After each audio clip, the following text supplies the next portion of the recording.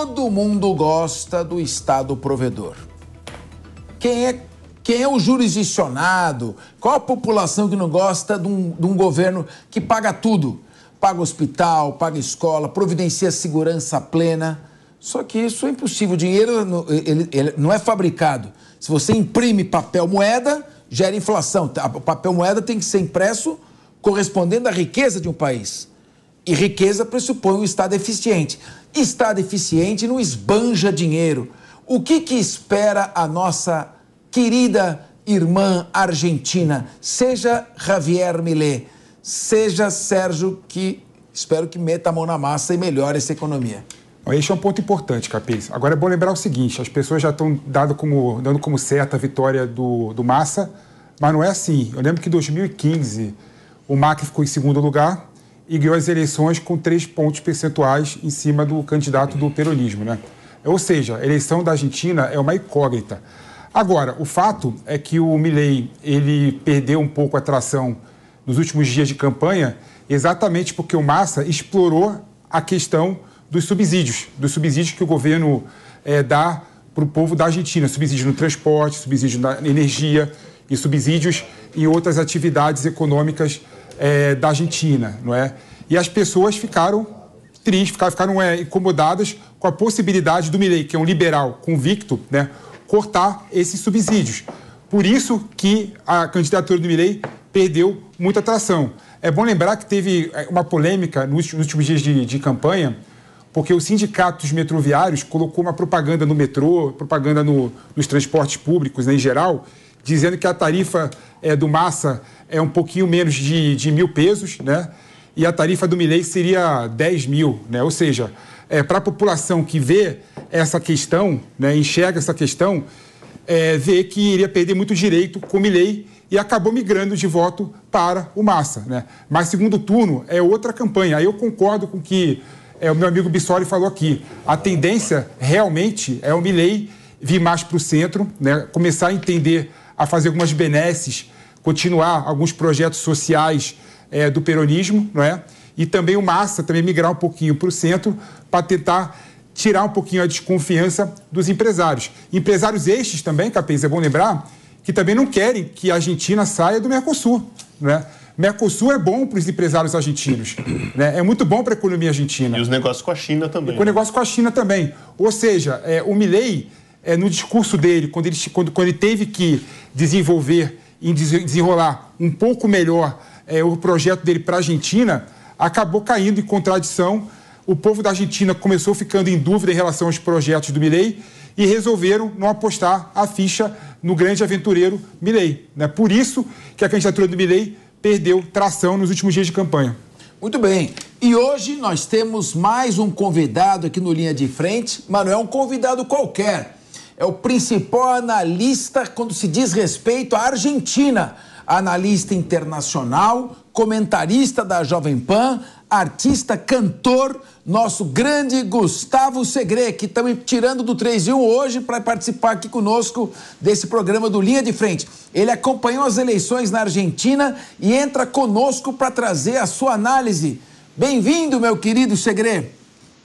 Muito obrigado, Fernando. Obrigado. Um prazer estar aqui na Linha de Frente, mas para que a nossa audiência não interprete mal. Não é que eu fui tirado do 3 em 1 e fui tirado agora. Hoje. Isso, no Linha de Frente, mas eu estarei no 3 em 1 também. Exatamente. Também. Então você está emprestado para nós. Gustavo. Isso, com muito prazer, com muito prazer. A primeira vez que participo do Linha de Frente. Muito bom. Segre, parece que o Sérgio Massa, está prometendo um monte de benesse que vai sair muito caro ano que vem. E vai ter que cumprir depois. Mas o importante agora para ele é ganhar a eleição. O que resta ao Javier Milei? Também prometeu um monte de coisa nesse segundo turno, com a capacidade de transferência de voto da candidata que não foi para o segundo turno, para um ou para outro candidato. Segredo. Vamos lá, Capês. A primeira questão importante. Eu ouvi com muita atenção os comentários anteriores, só para dar informações concretas e com a publicidade dentro do que era o âmbito do metrô e dos trens, falava sobre o custo hoje do transporte, que são 66 pesos, ou seja, nada. Estamos falando que cada real são 200 pesos. Então você vê que 66 pesos, estamos falando de praticamente 50 centavos de real, números redondos, sobre o transporte. E a quanto iria? Iria a 1.100 pesos, ou seja, estamos falando de R$5. Essa equiparação que foi feita graças a uma estratégia muito bem definida do populismo do Sérgio Massa, ajudou, com certeza. Mas eu acho que o mais importante foram duas questões que não foi falado na mídia e que a gente observou in situ. A primeira, as prefeituras peronistas, as prefeituras que hoje convalidam de alguma forma o governo do Fernandes e Kirchner e que avaliam a participação de Massa como candidato, eles fizeram um trabalho perfeito, em que eles tinham um aplicativo, os fiscais de cada um desses partidos, em cada uma das mesas, e por volta das 14h, eles tinham identificados quem seriam dos eleitores que não compareceram, aqueles que poderiam ser eleitores do Massa. Eles iam buscar de Uber na casa deles para votarem.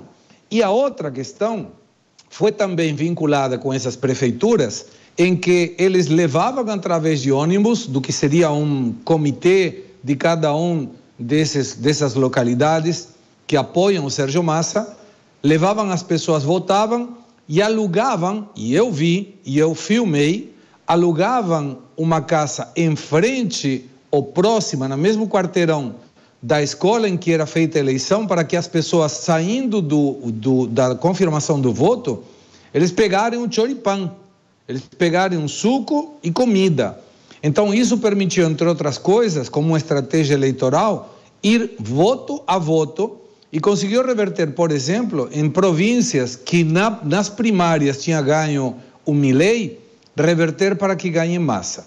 Qual é o custo disso? Com certeza mais recursos para esses municípios que reverteram e os estados provinciais que conseguiram reverter num eventual governo do Massa.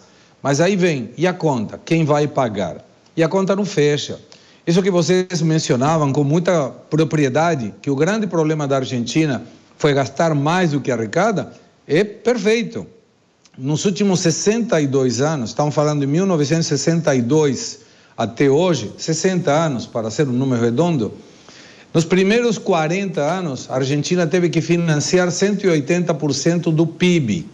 Ou seja, é como se cada um de nós tivesse que financiar em 40 anos quase 2 vezes o que ganha, o que produz, em função dessa gastança do Estado. Depois teve um período de bonança, 2003, 2009, em que teve novamente superávit fiscal. E desde essa data, 2009, 2010, até hoje, 12 anos, de novo teve que financiar 45% do que produz, do PIB. E aí tem uma outra estratégia que eu encontrei em 2002, quando depois da crise enorme de 2001, que custou inclusive a presidência de Fernando de la Rúa, o argentino médio se acostumou a essa ajuda do Estado. Naquele momento, em 2002, Fernando, 2 milhões de argentinos tinham alguma ajuda do Estado. Estavam falando da maior crise da história recente da Argentina. Hoje, tem 25 milhões de argentinos, sobre 47 milhões de população, que tem alguma ajuda social, algum subsídio do Estado ou algum cheque que recebe no final do mês por conta do Estado. E a conta não fecha. Então, o Massa tem prometido, tem aplicado o plano graninha, nós falamos aqui, né? Solta dinheiro que isso funciona. A Dilma usou isso e nós vimos como terminou esse governo. E no caso do Milei, ele cometeu alguns erros, me parece. Primeiro, o mesmo erro que Fernando Henrique Cardoso lá na época que sentou na cadeira do prefeito e que não deu certo. Todas as pesquisas davam por seguro que ele ganhava. Menos e não uma, ganhou. Segre, só a Jovem Pan antecipou que ganharia Jânio Quadros. Todos os outros institutos disseram que é Fernando Henrique. Só um parênteses. Pode então, nesse caso, foi um excesso de arrogância, né? E o Milei, acredito que tenha ido nessa linha quando muitas pesquisadoras não só se perguntavam se ele ia ganhar e confirmavam esse fato, sino que poderia ganhar até no primeiro turno. Mas aí teve 2 aspectos que, de alguma maneira, junto com essa publicidade nos metrôs, que complicou a candidatura dele. O primeiro foi um dos dirigentes liberais que está muito perto do Milei, Alberto Venegas Lynch, que afirmou com todas as letras que a Argentina deveria romper com o Vaticano. E a religião mais importante na Argentina é o catolicismo. Então você não pode fazer uma afirmação dessa sem ter um bônus, um ônus que te gere esse custo político. E o outro foi que nessa questão dessas afirmações do Milei, tem muitas que não têm aplicabilidade nenhuma. Por exemplo, Milei, vou quebrar o Mercosul. Milei, não dá para fazer isso. Você precisa do Congresso, você não tem nada no Congresso. Hoje são 2 deputados. Com muita sorte ele vai chegar a 35 deputados sobre 257. Então são afirmações. Eu vou destruir e vou fechar o Banco Central. Milei, não dá para fazer isso sem o apoio do Congresso. Então ele vai ter que diminuir a sua arrogância, vai ter que tracionar esses votos da Bullrich, que são muito simpáticos ao Milei, muito mais que a Massa. Lembrando que, menos Milei, todos os candidatos, inclusive Macri na época e Bullrich hoje, provêm do peronismo. Eles foram migrando. O candidato do peronismo nessas eleições não era Massa, era Schiaretti, que é o governador de Córdoba e que é o peronista real. O outro, Massa, é o camaleão da política. Ele já esteve perto do Macri, perto da Cristina, falou que ia colocar a Cristina presa, falou que ia detonar os nhoques da Câmpora. A Câmpora é uma agrupação do filho da Cristina que ocupa espaços no setor público e fica aí e não faz nada. Por isso o nhoque, né? Vai no dia 29, recebe o dinheiro e volta para casa. E ele não fez nada disso. Mas fica claro, nesse projeto de 2002, que o segredo para o populismo de esquerda se manter no poder se baseia em 3 questões. As pessoas pobres, as pessoas burras e as pessoas inflacionadas. O novo PBI da Argentina.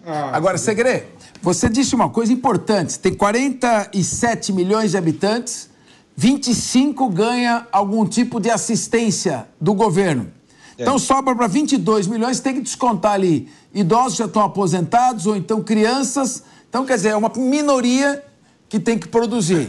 Se o Estado não gastar menos, a Argentina, não é que ela vai quebrar, vai continuar quebrada, a crise vai agravar e, como você disse, tem um camaleão que era conservador, depois é progressista, ninguém sabe o que ele pensa.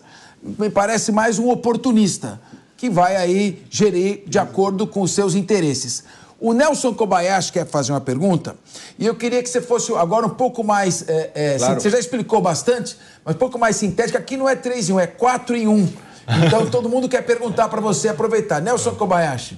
Segre, meu amigo, um prazer falar contigo. E queria só acrescentar que no começo você apresentou, é economista, analista, né, da casa, é cantor e agora também é ator também, Gustavo Segre, viu? Quem não conhece tem que seguir então, lá. Já anuncia, estreou. Então já anuncia Teatro Santo Agostinho, já fala tudo. Socorro, meu pai é argentino e de direita, não é isso, Segre? Estreou, isso parabéns, mesmo, viu? Obrigado. Segre, queria te perguntar a respeito, claro, tá todo mundo falando para onde vão os votos da terceira colocada, da Patrícia Bullrich. Eu queria saber de você, que está aí na Argentina, qual é a sensação em relação aos votos daqueles que não votaram. A quem interessa essa abstenção? Isso favoreceu a qual dos candidatos e como vai ser agora para o segundo turno esses votos que não foram, esses votos ausentes, as pessoas que não foram às urnas? Essa foi a quantidade em que menos participação teve para uma eleição efetiva, sem considerar as primárias, desde o retorno da democracia. Chegou a 77% de participação. A eleição de 2019, por exemplo, foi 80% de participação. Eu acredito que nessa estratégia, Nelsinho, todos os votos que o Massa ia conseguir foram já. As pessoas que não parecem ter comparecido, e isso vamos saber daqui nos próximos dias, são eleitores da Patrícia Bullrich que têm mais idade e que perante questões climatológicas, por exemplo, eles não vão para votar e não têm obrigação de votar. A partir dos 70 anos não é obrigatório o voto. Então me parece que mais por aí. Mas não é o problema os votos da Patrícia. Se o Massa conseguir os votos de Schiaretti e da Miriam Bregman, que é da esquerda, ele aí já tem mais 10%, então estaria tranquilamente disputando um 46, 47, e isso daria uma competitividade muito boa para o segundo turno. Nosso querido, nós estamos aqui também, o comandante Robson Farnaz, ele está aqui para falar da guerra, do conflito entre as forças israelenses de defesa e o Hamas, um comentarista estrategista. Mas, Segre, Na economia da Argentina é guerra, não tem jeito. Então tem que chamar especialista em guerra também para fazer pergunta e falar. Que a situação, eu vou te falar, hein, tá difícil, hein? Um candidato que torce pro Boca, pro Independente e pro River Plate ao mesmo tempo, que é o Massa, ninguém sabe o que ele é. Meu querido Robson Farinazzo. Muito obrigado, Capês. Segre, boa tarde. Eu queria aproveitar a oportunidade, porque não é sempre que eu consigo conversar com alguém que é especialista em Argentina e eu tenho uma curiosidade muito grande. O assunto Malvinas, como é que anda aí na Argentina? Entrou na pauta da política? O pessoal fala alguma coisa dele? Enfim, como é que anda? Porque eu estava vendo aqui, a PAN mostrou agora o Boris Johnson cumprimentando os militares argentinos, que é uma imagem bastante surreal, mas que aconteceu efetivamente. Como é que está o assunto Malvinas aí? Veio a pauta nas eleições? Como é que está isso? Isso foi na reunião do G20, me parece, se não estou mal lembrado. Sim. E comandante, você sabe que o problema da Argentina é que os presidentes que são candidatos a presidente não fizeram um curso de piloto. Agrega aí, Capês, eu sou piloto de avião também. E tem uma questão que deveria responder, que é quem somos, aonde estamos, aonde vamos e como chegaremos lá, né? O prefixo do avião, aonde que está, na cidade que queremos ir e o plano de voo, comandante. Isso deveria ser uma questão obrigatória para os candidatos para explicar qual será o plano de voo. Se não estão sempre dando apenas questões discursivas. O tema da Malvinas, o Milei, numa época, ele se mostrou como que era admirador de Margaret Thatcher. E isso não pegou bem, sobretudo pelas vidas que argentinos perderam nessa guerra. Mas é um assunto que sempre está na pauta, aí escondidinho, e de repente alguém traz dizendo vamos continuar reclamando a soberania das Malvinas. Mas não é um assunto que impacte. Até porque, se você fizer uma pesquisa e dizer, ok, vamos imaginar que as Malvinas são argentinas. Quais são os argentinos que iriam morar lá? E as pessoas começam, não, eu melhor não, eu estou ocupado, estou complicado, e não se definem. Então, não é uma questão que esteja na pauta prioritária do país, nem dos eleitores.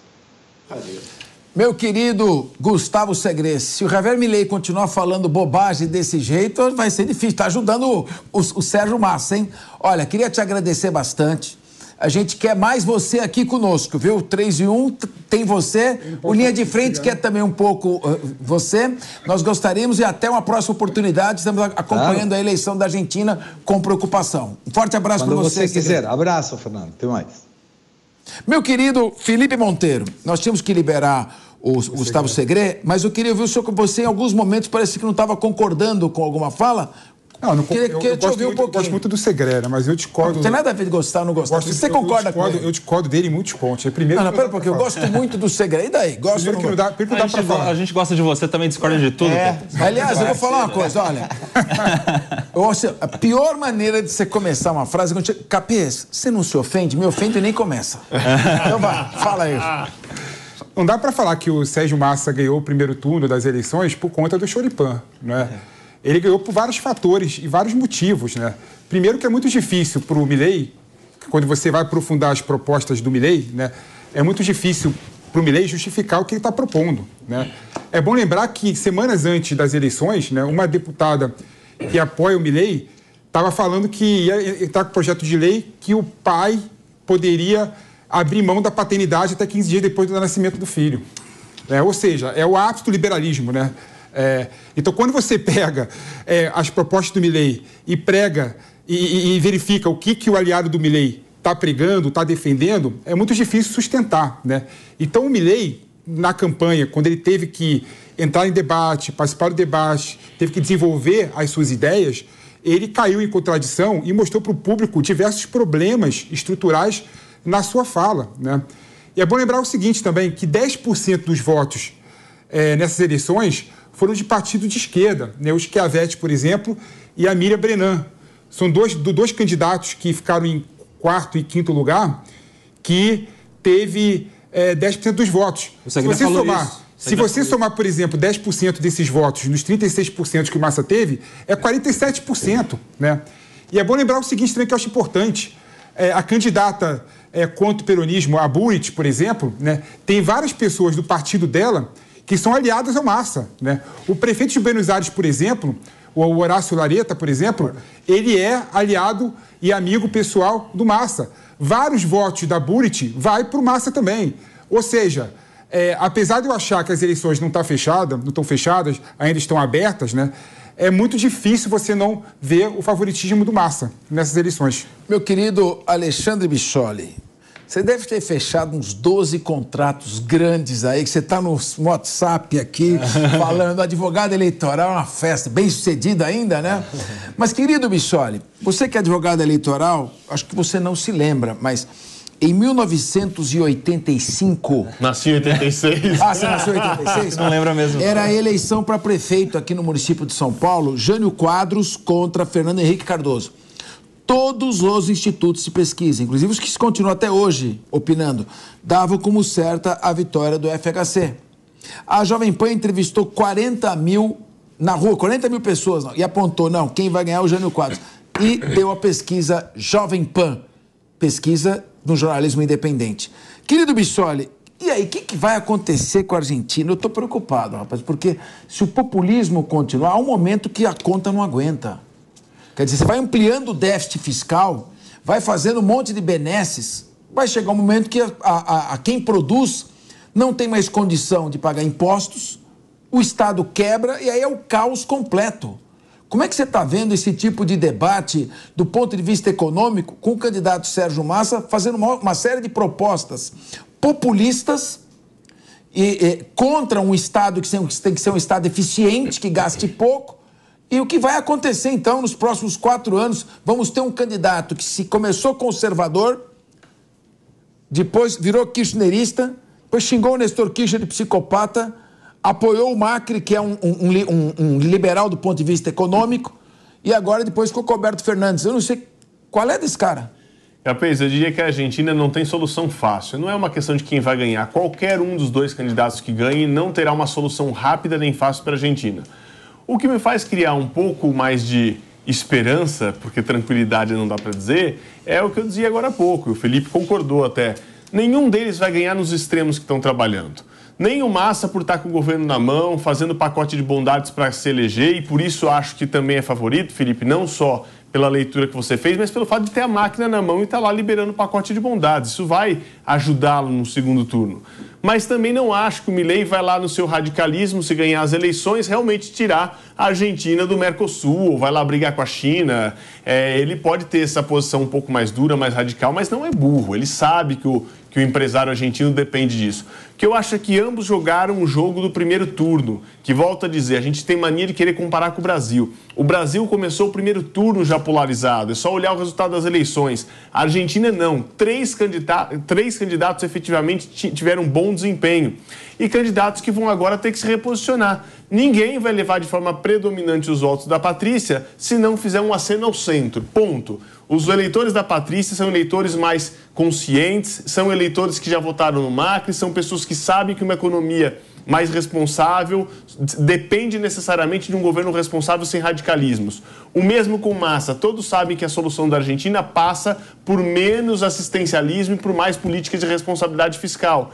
Então, os dois candidatos vão ter que fazer esse aceno ao centro. O que me parece que ganhe outro, nenhum dos dois vai manter os seus discursos iniciais do primeiro turno. Olha,